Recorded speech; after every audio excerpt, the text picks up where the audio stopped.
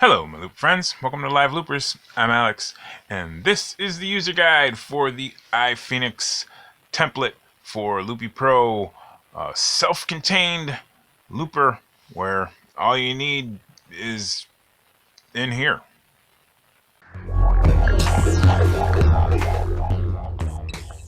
I said what I said. I meant what I meant. This is the iPhoenix. It is a template from Live Loopers for Loopy Pro that will let you create loop music, live loop, with just this.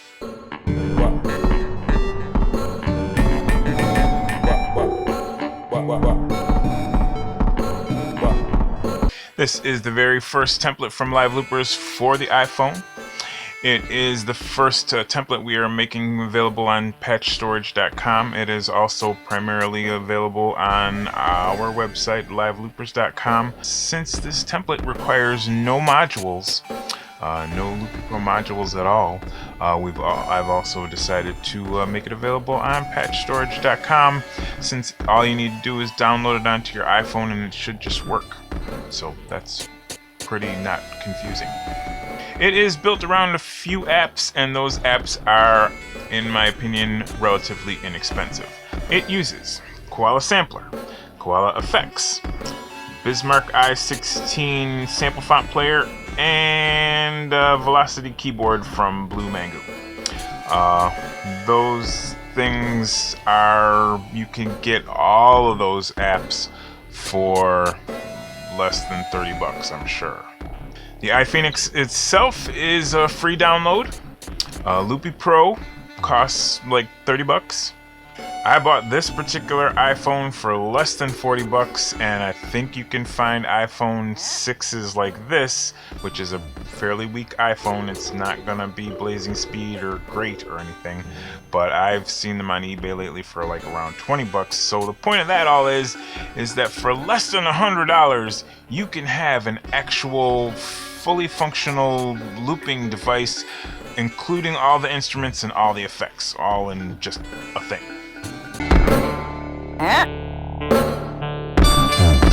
So let me take you on a tour of the little thing. Let me not try to get the camera to focus on it. That's not going to happen. Let me just instead pop a little screen capture up there, and we'll show you around the place. The iPhoenix is divided into 4 different screens. There is the O screen for orange, there is the Y screen for yellow, the B screen for blue, and the E screen for everything else. It's basically where you it's like a master control of the other 3 screens. Oh yeah, sure. Yeah. On each of the orange, the yellow, and the blue screens, there are 4 colored circles, which are clips that you can record into.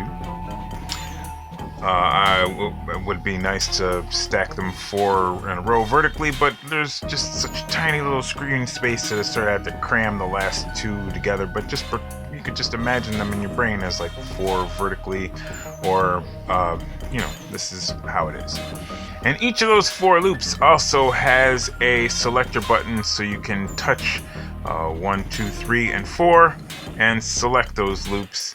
And that is the same for yellow and blue also. You can select those, and once any given clip is selected, then you have this little red record button under it so that you can record into it. If you long press the record button, it deletes it.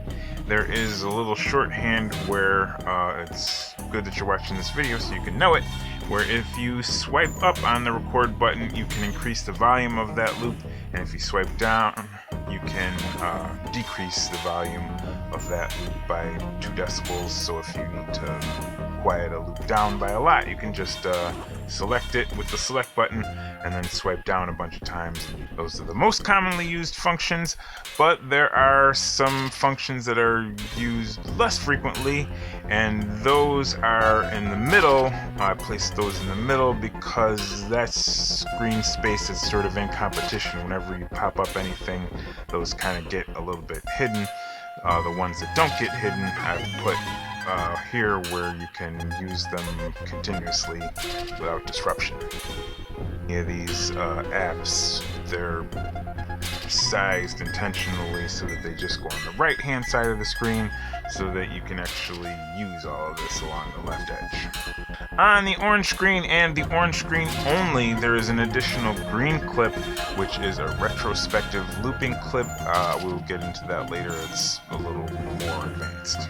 For each of these three colors, orange, yellow, and blue, you will see two sliders along the right-hand side of the screen. The top slider is the volume control for that specific color.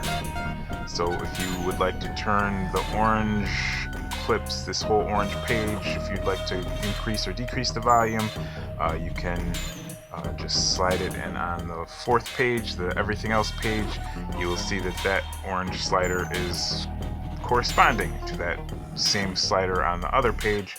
So wherever you slide that volume to, it will affect the other slider. Same is true for yellow and blue. If you move those sliders up and down, it affects the slider on the everything else page. The bottom slider underneath that is the volume control for the other two colors. So from the orange page, you can slide the volume of orange up and down, or you could slide the volume of everything that's not orange up and down. So pretty much from anywhere within the iPhoenix template, you have very nice volume control for the whole system, like all the sounds.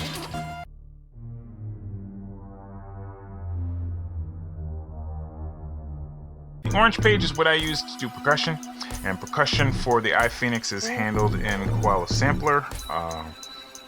If you swipe up on the K button, it pops up Koala Sampler.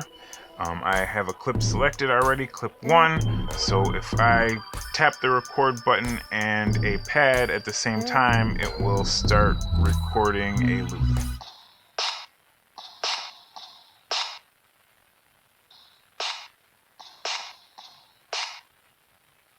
Also, there is an effects button for Koala Effects right next to it. If you swipe that up, it will not affect anything that's already been recorded, but it will affect anything that you record in the future. So if I change some effects around, and even if I pop it down, it still remembers what effects I put on it.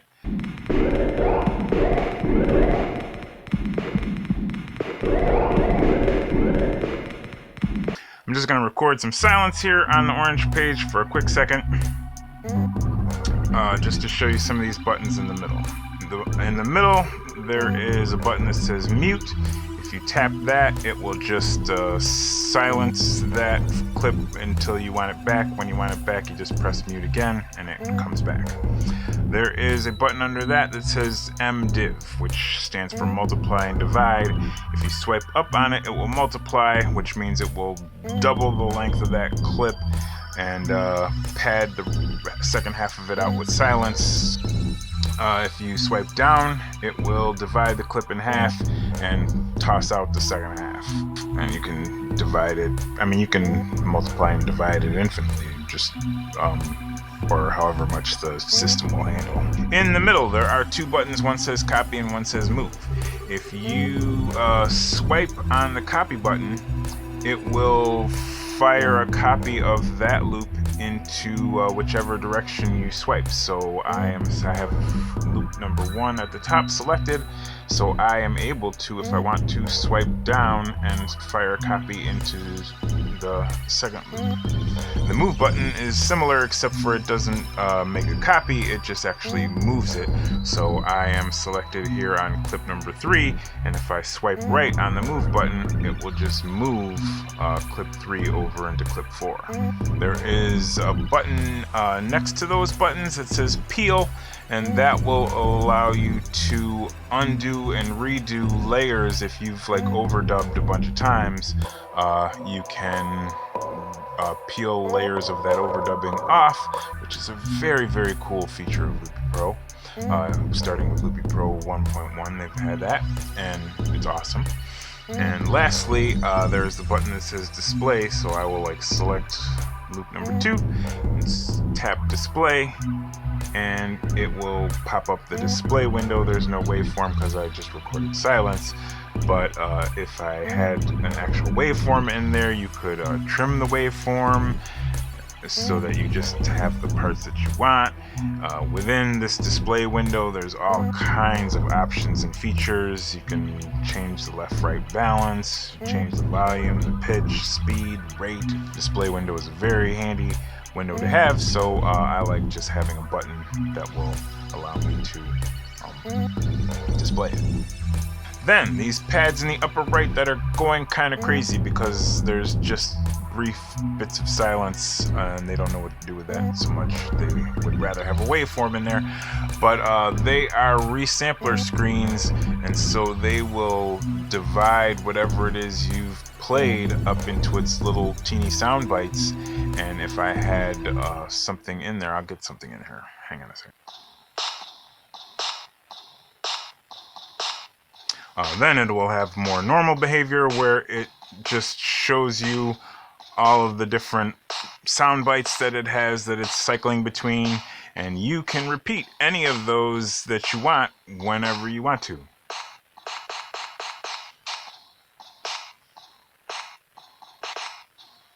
Cool.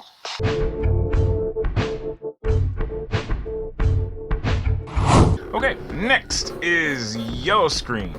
Yellow screen is pretty much the same, and the blue screen is also pretty much the same. Only difference is that down here at the bottom you will now see an instrument control panel. I use yellow for recording bass sounds, lower frequency, low register kinds of sounds. And so with Bismarck 16i, I have some presets that are bass sounds, and I can select between those either with the step dial or with these buttons that say down and up. So down and up lets me also cycle between these different various bassy kinds of sounds. And then when it comes time to play these sounds, which sound do I have? I want the clav for a second. Then you can swipe up on the B button, and that will open up the Velocity keyboard. The B does not stand for Velocity keyboard, it stands for Bismarck 16, but all of the Bismarck 16 instruments are played through Velocity keyboard. So here is the Velocity keyboard screen, and if you tap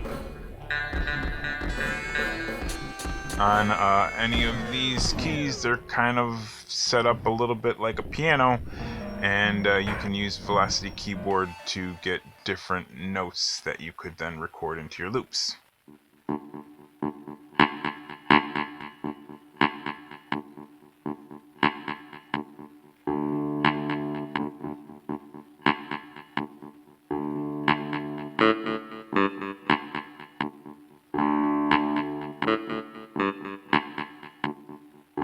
Very cool. I so love that. And just like on any of the 3 color screens, you can swipe up on effects and you will get a koala effects that is specific to just that color, is just affecting that color's instruments.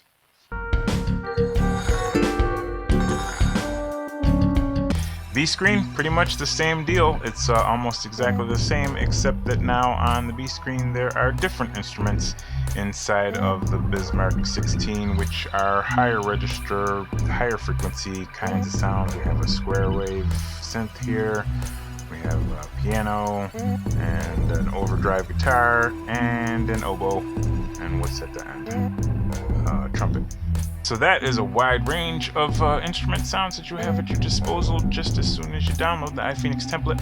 But Bismarck 16 has so many more different sound fonts included in it, and if you want to use any of those, you can just switch over to them and then save them as a preset, and just add those presets to your little step dial menu here.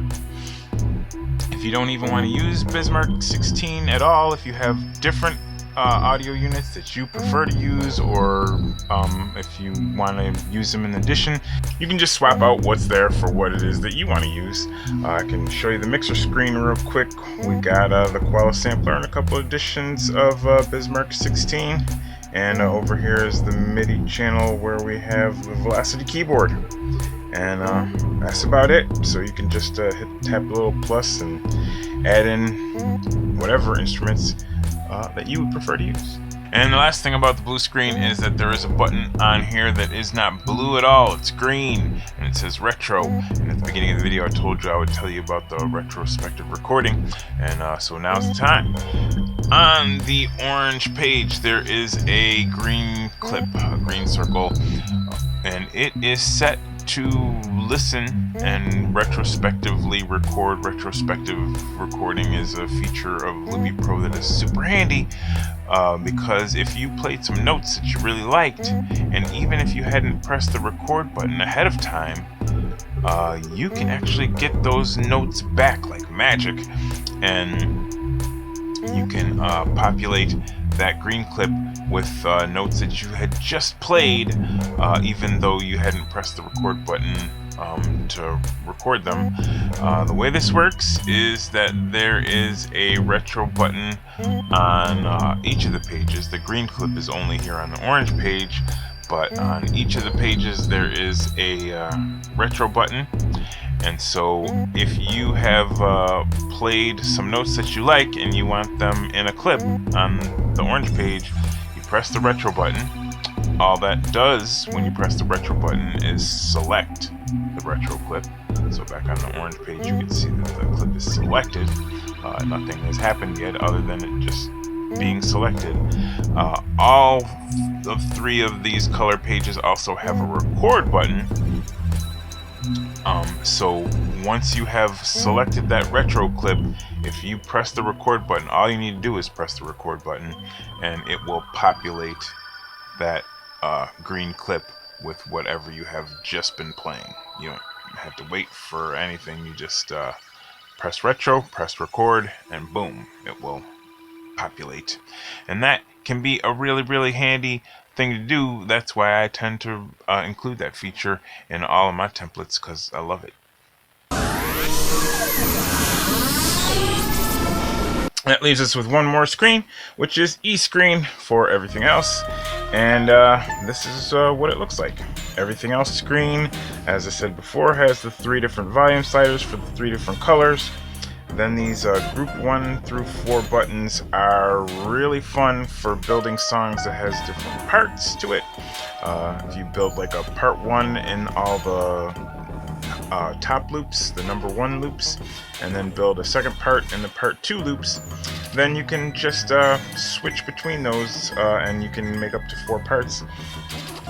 The way the group buttons work is that if you swipe right on one of the group buttons, I'm going to swipe right on group 1, then it will solo group 1. All the group 1 loops will continue. All the other loops will go silent. They will just, the clock will keep going on them, but they will just go silent. You won't hear them anymore. When I'm done soloing group 1, I just swipe left on it to bring all the rest of them back. Swipe left on group 1, all the other groups come back. Since the clock was continuing on them as they were being quiet, they come back in perfect total sync. That's handy and beneficial.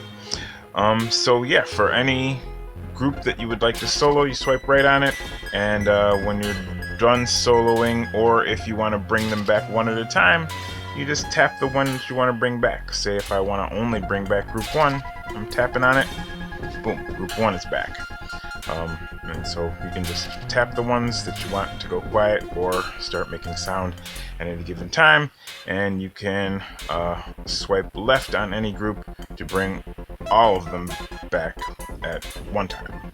Down near, but not exactly at the bottom of the E-screen, are 3 colored buttons that each say reset. If you tap those, then for the color that you tap, they will clear all those clips, they will reset the volume to the baseline volume, and they will just do an extra swipe down on any audio units that might be open.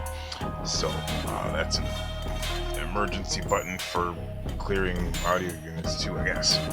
There are some extra global control sliders over on the right side here. At the top there's tempo. Be careful with that because that can be dangerous levels of fun.